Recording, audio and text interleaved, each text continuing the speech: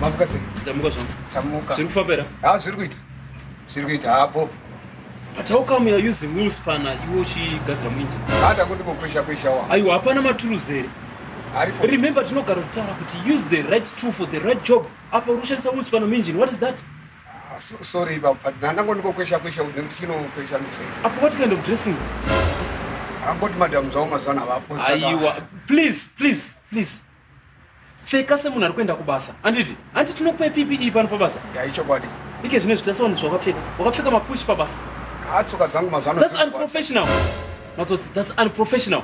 Munhu pfeka semunhu ari kuenda kubasa. Anditika wosendisa matools chaiwo anofanira kuva pabasa. Ukakuwara ke zvino expense inouya kukampani. Kana tsoka dzako dzine problem, go and see the doctor. Ndosaka tine clinic panapo. Truck iri kufanira kubuda in the next 2 hours. Usatamba pabasa. Kana kuda kusvikuwadzira pabasa. Andozvigadzisa kuti